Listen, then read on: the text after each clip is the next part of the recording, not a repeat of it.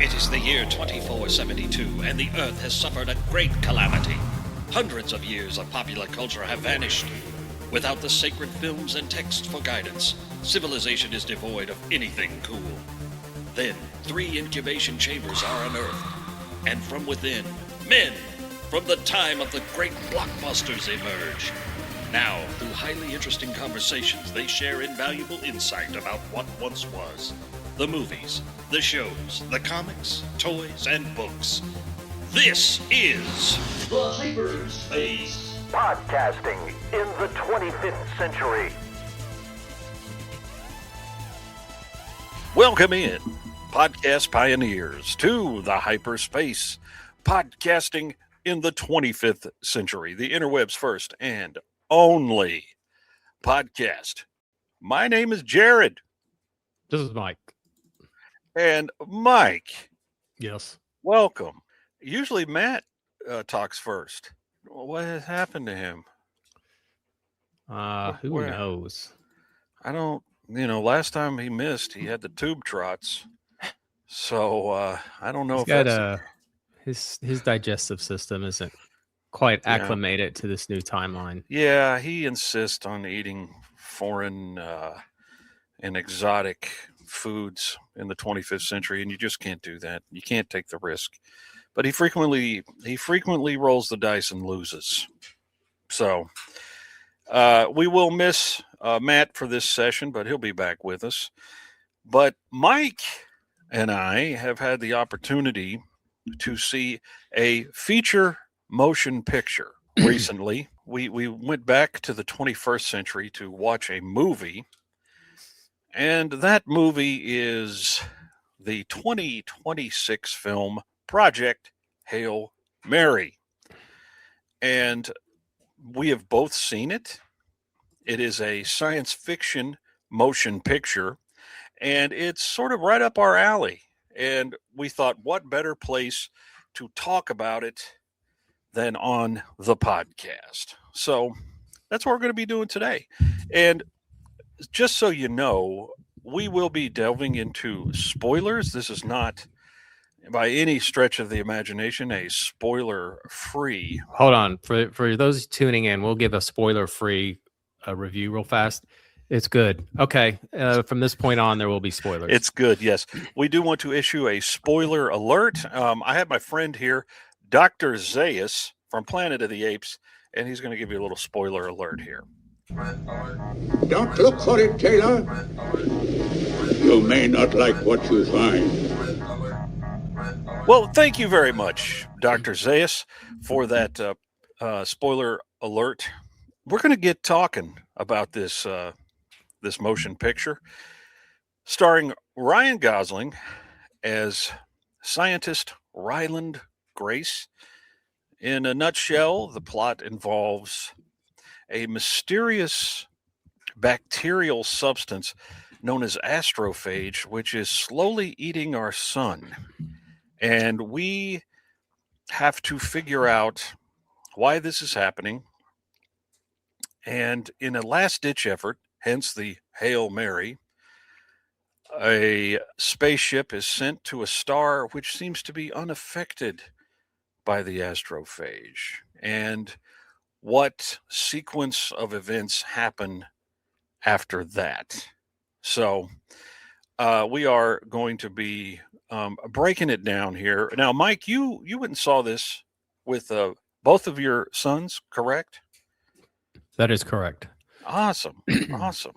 And do they share your initial assessment? Oh, yeah. They both really liked it. All right. Well, let's just start talking about what we liked about this movie. Or maybe there's some things we didn't like about the movie, but we'll get into all that. Oh, I'm just going to say I went into this movie pretty cold. Not cold, blind, I guess is a better word. I didn't really know much about this movie. And once I decided to go see it, I purposely avoided learning anything about it. Normally, for a movie to be doing well is not enough to get me to go see a movie, as we know, because I usually find those movies that are popular are movies that I don't generally like. I'll say like the Super Mario movie will be a good example. Everyone was like, that movie was great. And I was like, eh. So, there was a lot of buzz around this movie. And David, my son, was like, hey, have you heard of this movie called, Project Hail Mary? I heard it's supposed to be good. I said, well, I mean, this is as good as reason as any to see it. So we went to go see it. And I went in and knew almost nothing about the movie. The only thing I knew about it was that Rocky was a puppet. Yes. Rocky, of course, the life form which he encounters. Which I'm actually glad I knew that going in, because it made me appreciate it all the more, if that makes sense. You mean just sort of like the effect of the puppet? Yeah, that it was an actual puppet and not CG. Yeah. Well, I'm sure there were parts that were. Oh, yeah, but we know. I mean, but the fact that it was a physical. Yeah. I mean, I'm sure on the set. Yeah, absolutely. And I was kind of in a similar boat as you were. Now I wasn't even aware of this movie, I think, until maybe I saw the trailer for it in front of Avatar 3 when I went to see that with my daughter and my dad back in December. And I thought, oh, well, that movie looks kind of interesting. I hadn't read the book, but they say it's comes from the guy who wrote The Martian, which is a movie I also like. Yeah, I liked it too. Ridley Scott, Matt Damon movie from a few years ago, science fiction, The Martian. But I thought, well, that looks kind of cool. Now I will say I had seen, I think, Critical Drinker and I think even Robot Head had posted a video, neither of which I watched, but I remember Drinker did, but I didn't look at it until today, and I saw that he had recommended it, which is a pretty high praise coming from him. Yes. And then Robot Head had posted, is it that good or is it overhyped? Which kind of goes back to what I was talking about, like movies. Like it's so like out of the norm that even like moderate becomes great, if that makes sense. Sure. Because there's so much garbage being produced right now that even if something is like moderately that's good, passable, like a C. Yeah, it becomes like and it becomes like an A+. Yeah, just by virtue of having come out at a particular time. Yeah. Although I would say I don't feel that's the case with this movie. Oh no, I don't know. I thought that it was it was quite entertaining, and it took some turns that I didn't really expect, or I should say I expected some things to happen that didn't. I was pleasantly surprised by that. I think this is one of those movies that is more entertaining not knowing what's going on. Because it's the same thing with Ryan Gosling's character. Is you're literally the first scene in the movie is him waking up in the spaceship and he doesn't know why he's there. Yes. Yeah. And you don't realize it, but it becomes a very important plot point for the end of the movie. It's almost become a trope at this point where certain TV shows or movies will just start you in the middle and without any frame of reference for what's happening, and then tell the story in flashbacks. And sometimes that gets on my nerves, but sometimes it works. And in this case, I think it works. Oh, it works great. Yeah. Because I agree with you. After Lost, it seemed like everyone was doing it. It was just and it got so old. And I think with Lost, that was a kind of a pivotal part of the show that was sort of baked into it. But but also at the same time, it was new. Yes, but then everybody started doing that. Yeah, like I remember The Walking Dead would do episodes where it'd be like 3 days earlier. Yeah, and they'd have some event in the middle of, and they go, yeah, exactly. It was so. And I remember talking to you about that specifically during that show's run, where you would be like, "Oh, look, it's another flashback episode. How about that?" But yeah, I dig that the movie sort of just, Ryan Gosling wakes up and he's got voluminous hair and a gigantic beard. He wakes up looking like Zach Wilde. Yeah, he does. And so he quickly realizes, like, he doesn't know where he is. He doesn't know. He has to start piecing these things back He doesn't together. know how to operate the ship. Yeah, because, of course, we do find out later when he was put on the ship against his will, by the way. That's the spoiler. That's the big spoiler. If you were to say does this movie have a twist? That would be the twist. And to say it here at the beginning is not quite as impactful as it is when you sat through the whole movie, when you realize he was forced on this ship. Yes, he was literally held down. He was chased, held down, and injected with drugs. And he woke up years later on a ship, not knowing. And further complicating things is his crewmates are dead. The people who know how to operate the ship. Yes. Now he was put on the crew as a scientific advisor. Now his focus was going to be the astrophage bacteria. Well, that is because he's the one. Well, now the thing they did about this movie that I liked, yes, is they brought him in and he made some discoveries.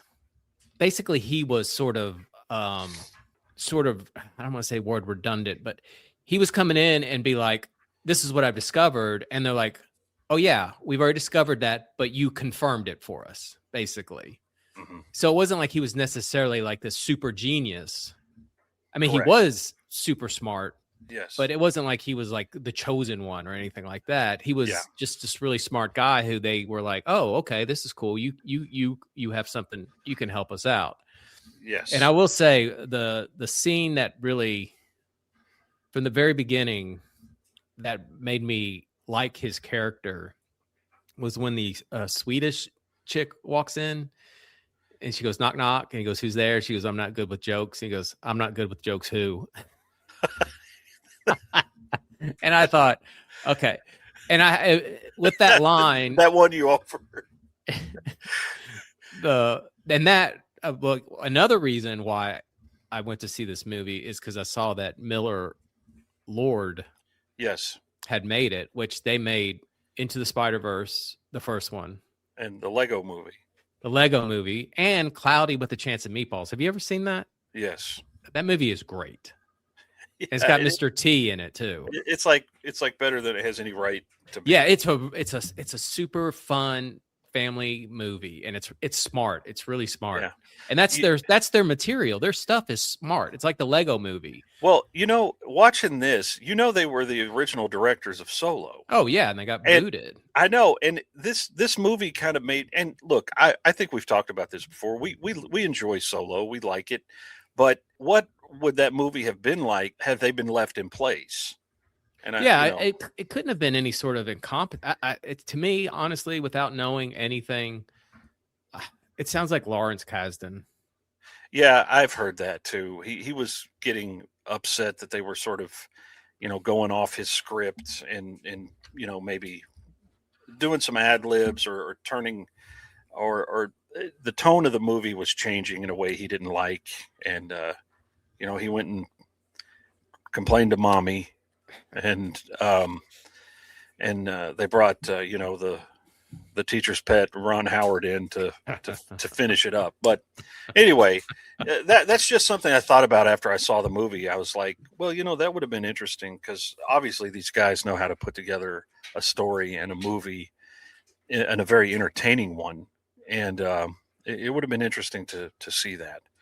But you talk about Ryland Grace, his character. Also, did you catch the whole Grace, Hail Mary, full of grace? Well, yeah, I guess there you go. That was a little on the nose. Well, it was full of grace too, because he was the only guy on it except for Rocky. His character is established pretty early. I mean, a very likable guy, but also, by his own admission, a coward when it comes to, being brave, and I think there was an interesting like scene in the movie where it talked about the other astronauts on the ship and how they had a reason to be there, a reason for their courage, whether it was their families or something else. And he makes a point of saying, he doesn't have any family. He doesn't, have a spouse or a girlfriend or anything like that. And so he doesn't have a reason to be courageous, and it's something that's forced upon him later. The other astronauts on the ship, did you recognize Miles from Lost? Oh, of course. He's been in Yes. a ton of stuff. And that guy's like all over the place. And the AT&T girl. Yeah. And they both spoke with an accent. Yeah. He was very Chinese. Yeah, he was putting on the. That's the first time I ever heard that from him. He was using the Newt Gunray in this movie. And she was doing some sort of Eastern European, maybe like Russian accent. Well, I was the thing about him is I was surprised that they killed him so early because she's sort of like, she's not really established. You kind of seen her in commercials and stuff like that. Yeah. But he's definitely a good actor. Yeah. And seems like he could have been a more prominent part. Yeah, but I think it's interesting that they cast those with with quality faces that you may recognize, and just a small role like that. And there's plenty of scenes with them in the flashbacks too. But obviously they're not a main focus, and it kind of reminded me a little bit, when Grace discovers their bodies. That was. Do you remember the original Planet of the Apes? Oh yeah. When one of the tubes, the hypersleep tubes, one with fractured. Eve. Yeah, with the woman in it died. The implications there are a little. Man, I tell you what, you're getting amorous with some damn dirty apes pretty soon. Like you, I sort of enjoyed putting the pieces together and just letting the movie unfold. Well, that's the thing too, though, is you didn't know, like, I guess I mean, I don't know about you, but I wasn't expecting the depth of it. So I wasn't expecting that to, like, he couldn't remember. I'm like, okay, so something's going to happen and he's going to remember, but I had no idea. And it made moments so much more weighty, like, when he's talking to Rocky and Rocky goes, I do not know the word for that. What is the word? And he can't even say it. He has to type the word brave. Mm-hmm. And then, he realizes, wait, I was a total coward. Like, I'm here against my will. Mm-hmm. But then it makes the movie that much better, especially when the lady's watching his video. That he sends her, and it's almost like you could see that she wasn't surprised that he did it. Yeah, because I think she always saw something in him. Well, she even says it. She goes, "I believe in you, even if you don't," or something like that. Yeah. But I think, and the reason he's sent is because there's an explosion that kills the science team. There's like a science team. Yes. But that was actually quite a surprising scene. Yeah, that was jarring. Like, whoa, wherever their little space center was, that was kind of a big. I kind of, that one kind of went past me. Was the doctor like, had he taken something that messed up his judgment or something? No, I think that's where they sort of established that compound that makes the astrophage unstable. Do you remember that?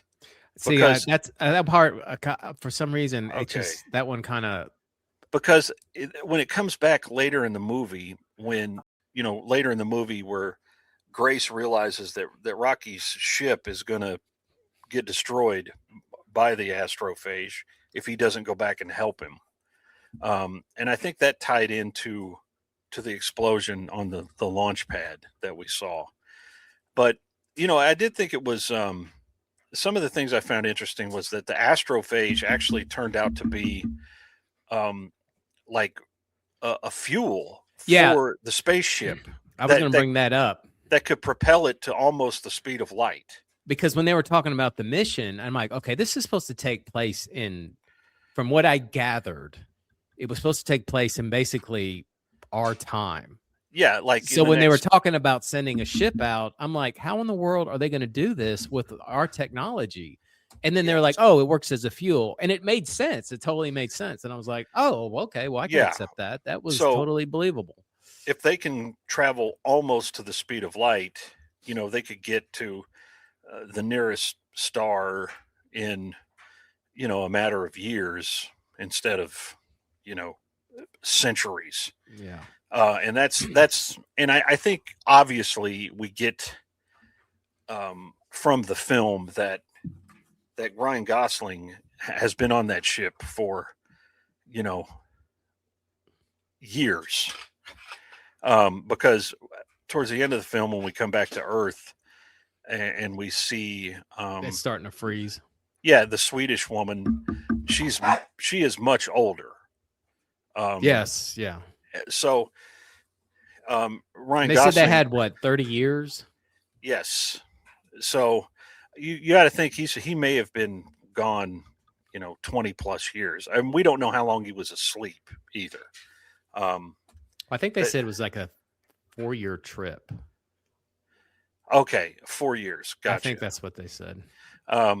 But there was a point where it would take, they said, 11 days to send and get back a message to Earth. I don't remember that one. This movie was dense. There's a lot going on in this movie. Yeah. Which makes it a very rewatchable movie. Yeah, exactly. But I found little details like that to be interesting. But I think obviously the movie takes off when he meets up with Rocky, who is a creature who looks like a crab made out of rocks, sort of. And it's amazing the amount of personality that they're able to get out of this creature, which, as Mike said, was a puppet, and that has to help on the set, like with so Gosling actually has something to interact with, instead of just trying to imagine it in his head as some kind of CGI creature. But I think by far Rocky is the most expressive piece of rock in cinema history, probably. But when he does, I like the whole aspect of kind of them meeting and learning to communicate. Yes, learning. Although I did think that it almost, and I'm not mad at it, but it almost felt like that was something they sort of just kind of glossed over a little bit. Really? I felt like I felt like that was the part of the movie, and I don't say this in a negative way, but I felt like it did slow down a little bit with the learning to communicate. Once they start talking to each other, the movie just takes off, and that's probably like an hour into the film. Well, that's true. But at the same time, I guess I was just thinking, like, man, it seems like it would.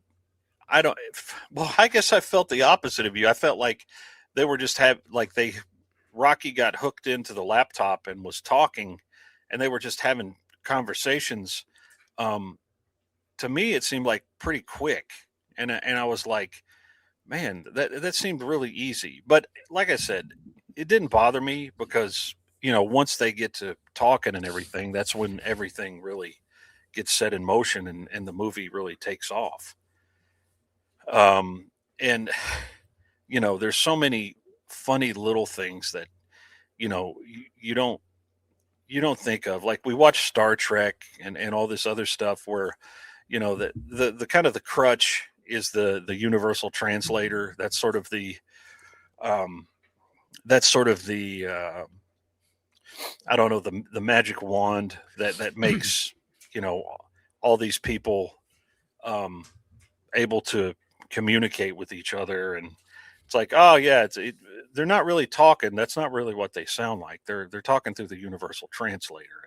It's like those movies when you'll see a crew of Russians speaking Russian, and they'll do that zoom in on their mouth, and like then they'll start speaking English, the and Hunt then for Red they'll zoom October. out, and everyone's speaking English. Yeah, well, I mean, which is fine. I mean, it's an effective method of doing. They do that with the Klingons in Star Trek VI as well, especially since Bones and Kirk are holding those translators to their ear. Oh yeah. And you see the scene, and then it goes. This is off the subject, but it goes into like the control booth, and you hear the Klingon translating it back into English for Bones. Yeah, and then when it comes back out, Christopher Plummer he's speaking in English. Yeah. That's right. But anyway, that's neither here nor there. But Rocky was. I did enjoy all of the little things, the things that we take for granted. That Rocky just has no. He doesn't have any context for. He's asking questions, but I think those scenes of sort of just the discovery, those were some of my favorite in the movie. Well, I thought, yeah, but I also like the idea that the way he originally started speaking with them was through those little things he made. Yeah, the models. Yeah, but also that was another good line where they send the tube, and they're like, "Why is the second one going slower?" And he goes, "They think I'm dumb." They think I'm dumb. Yeah. Rocky fashions this little kind of environmental suit for himself so he can kind of tool around on the on the ship. Yes, I'm sorry. Now, I wasn't clear with Rocky's people. Were all the people on Rocky's ship dead? Yeah. Okay, he was the last one.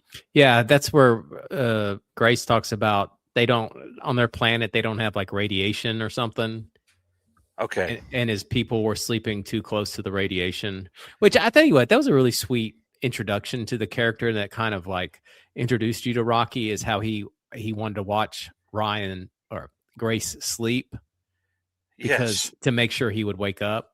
Exactly. And that was a really great way of showing you what type of character, like his character. Like, okay, this isn't going to end up being some kind of monster or something like that. Yes, exactly. Rocky was, and I'll be like I told you. I think I was completely convinced, and I think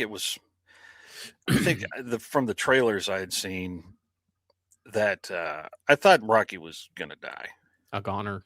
Yeah, because they do show some scenes in the trailer of like Gosling like screaming and crying, like, "No, don't do it, you'll die," or something. I was like, okay, well, I guess Rocky's just gonna be toast.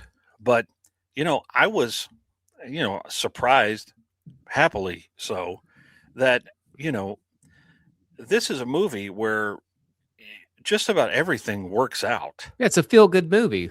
I mean, can you believe it? No, and that's the thing. Like, I thought it's like you. There was that one part where he's basically following Rocky's, would be basically for us a bloody path.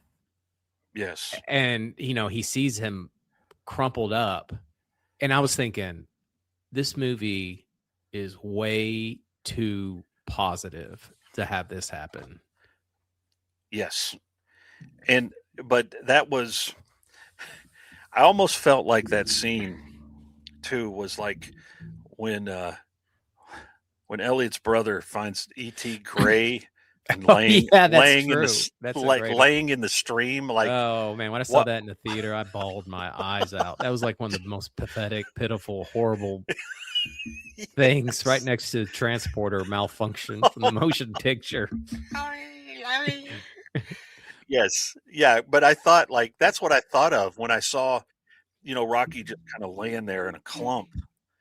Um, and I was like, oh man, is this why would they do this?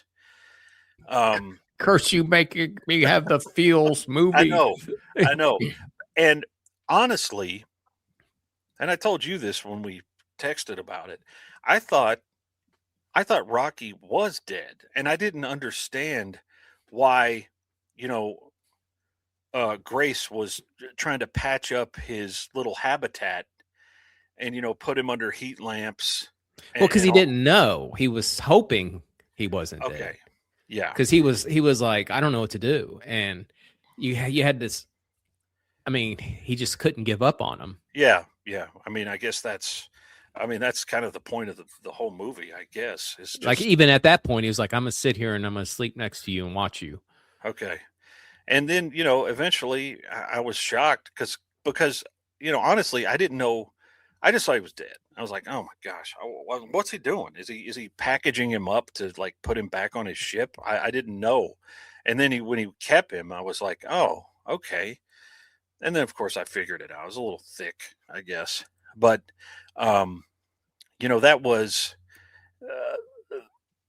you got to that point after they had become really good friends.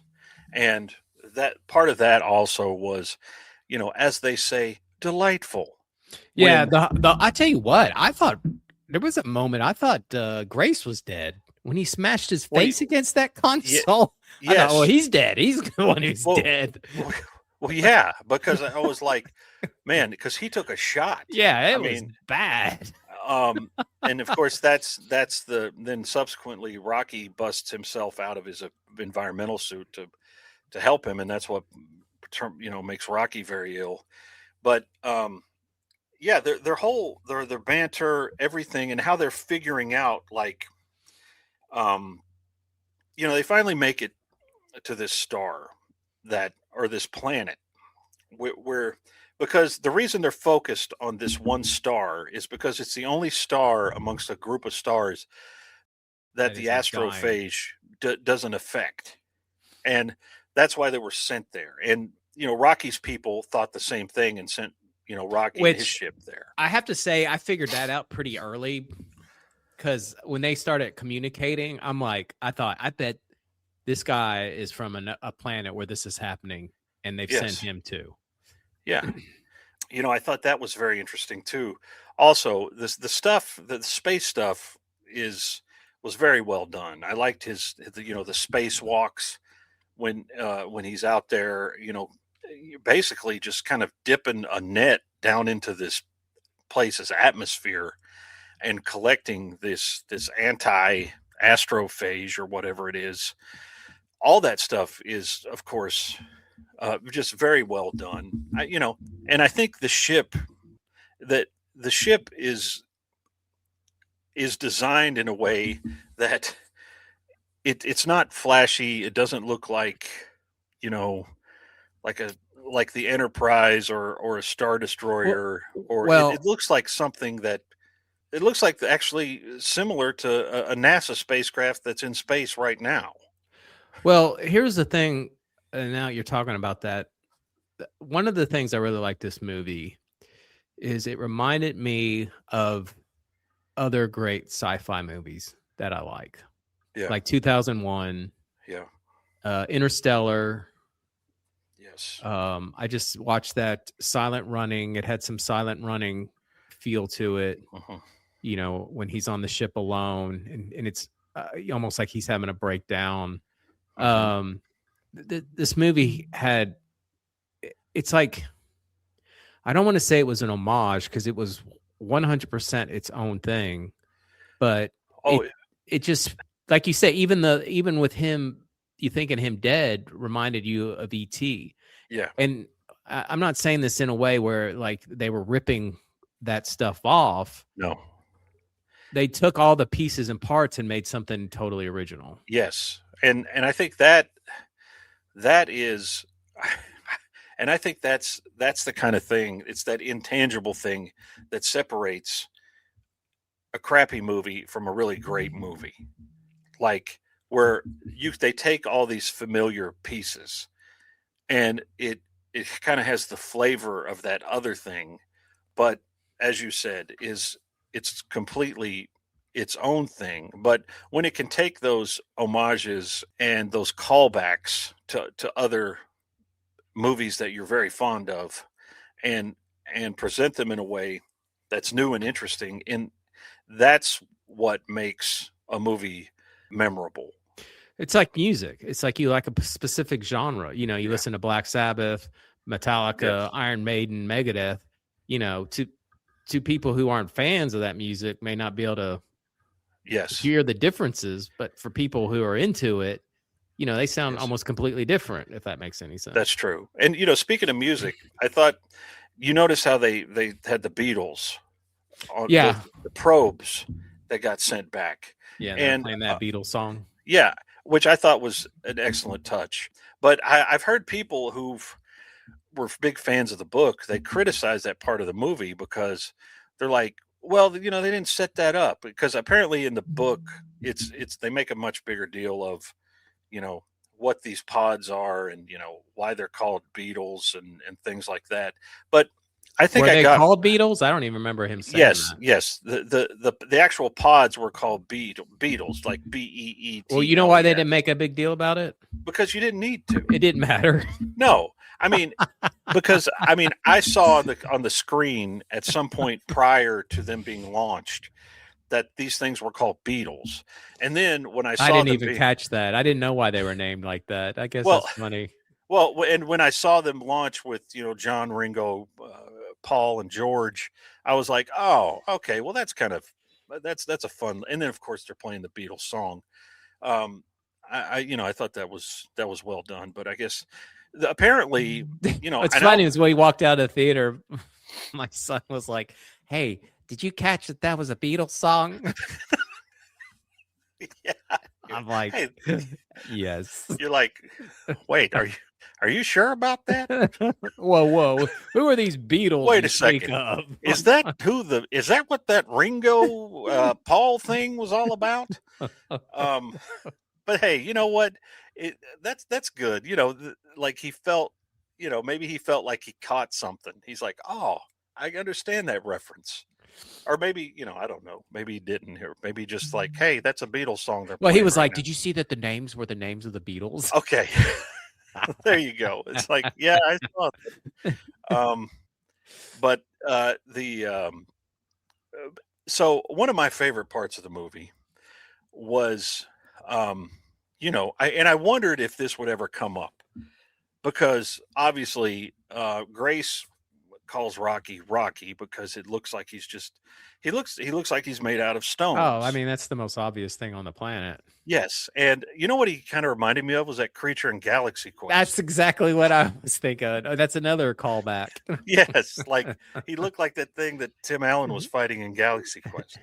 But when they did that scene where they're in that hollow pod or whatever and watching the Rocky movies, and you know, and Ryan Gosling is explaining to him like, yeah, they, you know, they made and it took me a second to figure out what he's talking about.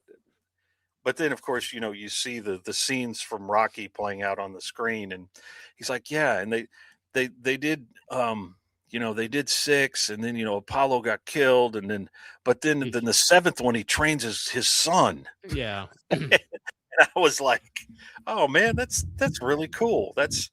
And like you said, probably cheap to use since MGM owns those movies. Yes. So also I love that that he called his mate Adrian. Yeah. And I was like, and that's what they named the planet. Yeah. And so, you know, he's like, well, you know, what's your mate's name? And then he, you know, Rocky makes all these clicking and clacking noises. He's like, yeah, hey, Adrian. And I was like, man, that's just fantastic. As you say, another callback to a very overt callback to, movies that you really like. But it's organic and it's just like perfect. Like I couldn't think, and like later in the movie, Rocky is referring to his mate as Adrian. At the very end. And then that one when he transmits back to Earth, he goes, Rocky, but not the character from the movie. Oh yeah, I love that line. He goes, she knows that. My name is Rocky, not the one from the movie. Yeah, that was great stuff. And honestly, I didn't know, I wasn't sure having not read the book or anything, I wasn't sure how they were going to end this, because all those astronauts at the beginning, or during one of the flashbacks, it's revealed, this is it. This is you're not coming back.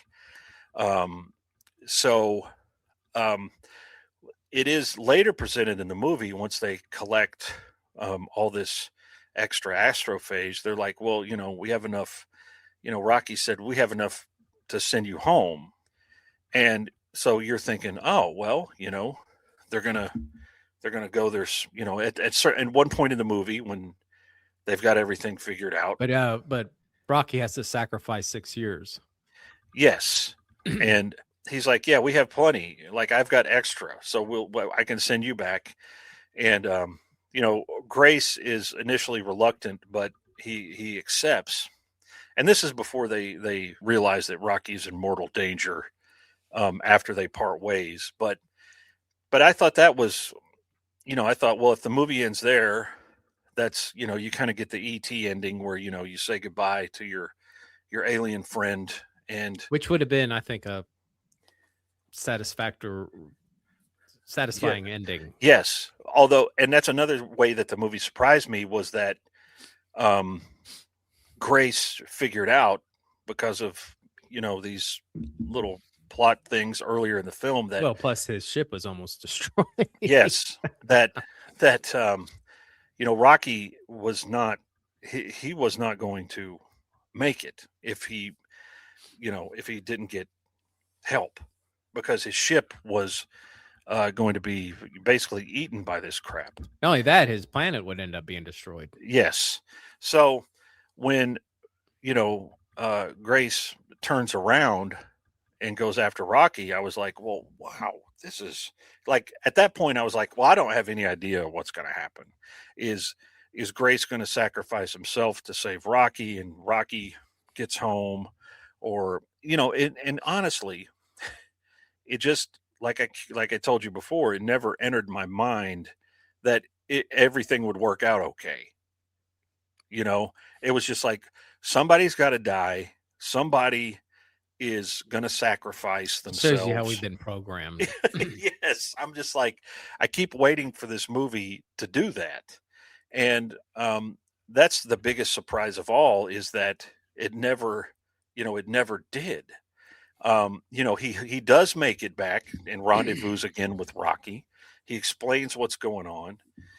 And then that's when they send those probes, the Beatles, back to Earth. And, they basically, they figure everything out. They solve the problem. But Grace is not going to, he can't make it back. The ship can't make it back in its current state. So they link up and go back to Rocky's home world.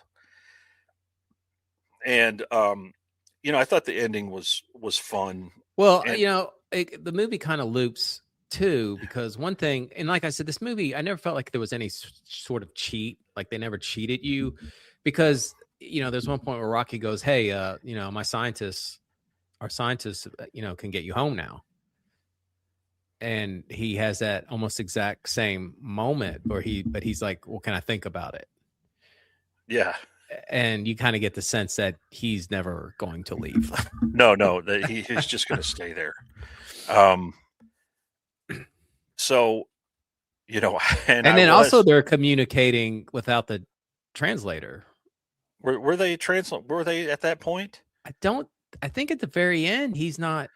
Well, yeah, Trans- because it's on subtitles, It's right? subtitles. Yeah, so he's Yeah. able to understand them.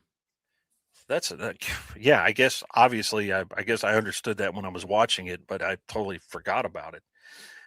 But yeah, that's a cool little detail, and you And he know, went right back to being a teacher. yeah, like, but when he was doing that, I thought, well, maybe he's maybe he's like live streaming, back to Earth or whatever. But you see, he's he's teaching a bunch of these adolescent, rock people, and they're all in his class, and a very cute ending. But like you said, it definitely like But it a is a little open ended because the possibility of going home exists. it's still there, yeah. But I think we all get the sense that he's not going to. No, I mean, and if Cocoon: The Return has taught us anything, Oh God, it's no like sequel, please.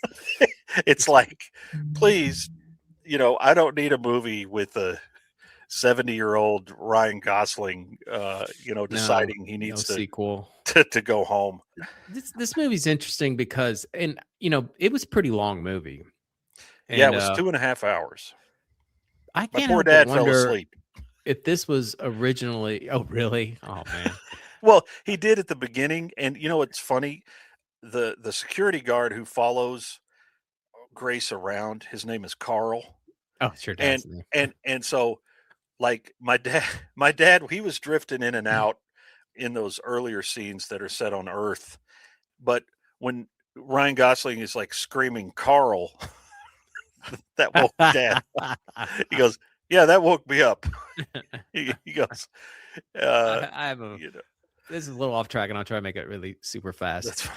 But I took my son to go see Baby Boss. Was that the name of that awful CG Boss movie? Baby? Boss Baby. Yeah, And we were watching, and David was sitting next to me. He had to been like 5, I don't know, maybe 7 or 8. I can't remember. yeah. And I fell asleep in that movie. And I woke up and I had this moment of terror. Like, what if I turn to my right and he's not there? I mean, I'm Yeah. joking. I'm not joking. I was Yeah, of course. horrified because I Of had course. fallen asleep, and there was a time period where I didn't have eyes on him. Yeah, you were out, like And I REM turned sleep. and I looked, and he was sitting there with a big smile on his face. And oh my gosh, I'll tell you what, Jared. Whew. I don't know how many times I've been more relieved than I was in that moment. Oh, thank goodness. He loves But Boss anyway, Baby. so Yeah. My dad wasn't really concerned about his 51-year-old son. So I guess that's why he fell asleep on me. but anyway, so back to the movie. What were we talking about? We were talking about the length. Do you think yes. this is originally intended to be broadcast on Amazon and not a theatrical release? I haven't heard that one way or the other. I mean, I suppose it's possible, but this was a big, this was an expensive Yeah. movie, and I think this was always kind of intended for a. I mean, it was no Cloverfield paradox. No, I guess it was. I never watched that. Oh my gosh, that movie stinks. That movie's terrible. Well, I think it was actually also filmed with IMAX cameras. So, Oh, was it? yeah, there was so there was kind of an then expectation. that was definitely theatrical. There's no way they'd shoot that for. But I did hear that streaming. There is apparently, and it would be interesting to see it, like a 4-hour cut of this movie. Like a legit, not like just a rough cut. No, there was a ton of stuff that got cut out. Because usually, just because it says it's like 4 hours, that's like extended takes, scenes you don't need, and stuff like that. Now, I don't know for sure. I'd be down with that. I'd like to. I would like to watch. But see, the movies like that, I watch like multiple evenings. I don't like try to engorge them in one sitting. Well, like the extended Middle Earth movies and stuff. Yeah, like Lord of that. the Rings. There's no way I would try to sit and watch one of those extended cuts at one time. Yeah, yeah. I still haven't, even though I've had multiple opportunities. I've still never seen the extended version of Lord of the Rings in a theater. I mean, I would I've like seen to. Return of the King. I've seen Return of the King. Okay. So you did indeed sit for 97 hours. Oh, in I a guess movie. I did. Yeah, that's the longest of them too.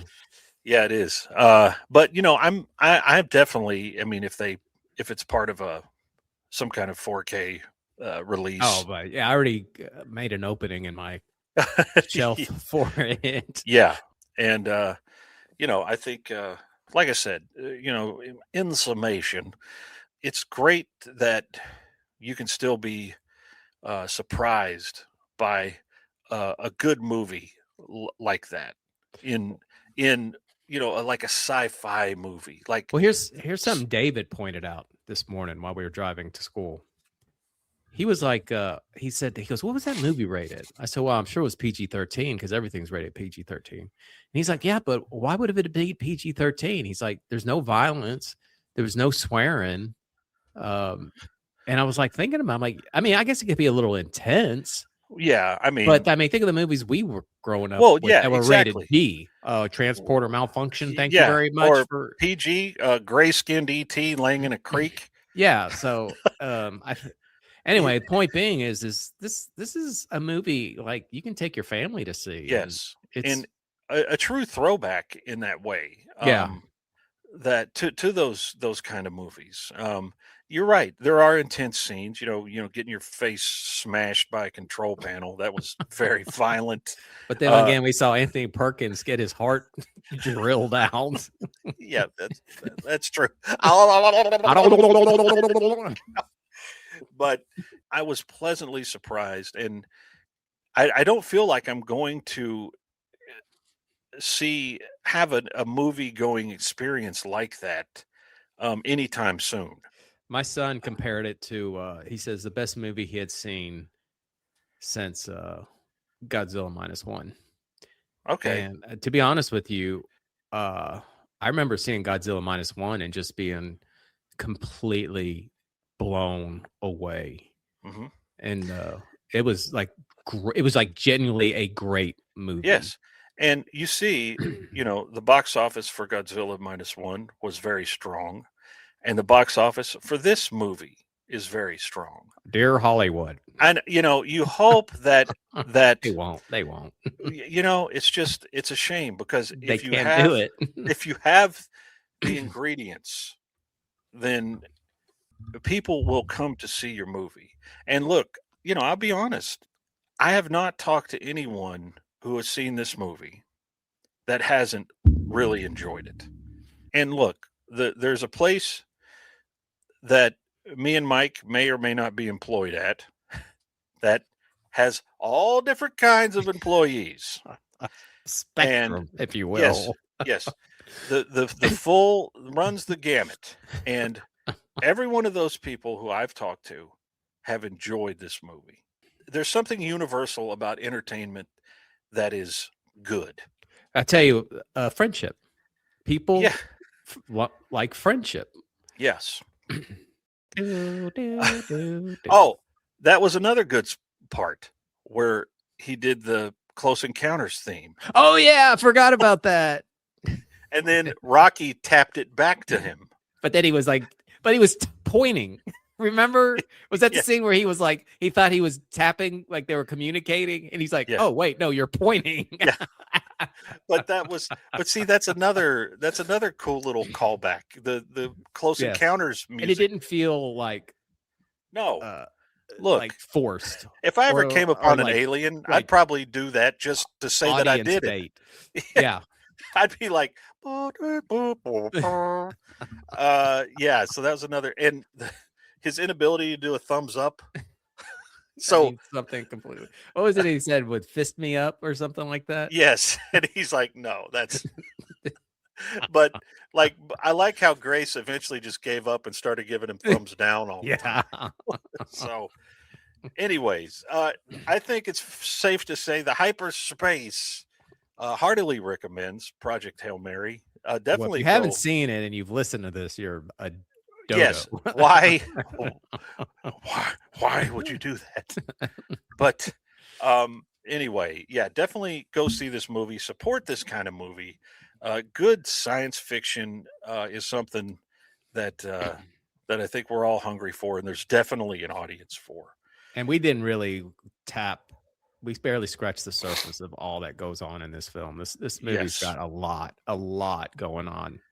Absolutely. So, as we wrap things up here, look, hey, we made it just under a month with another episode.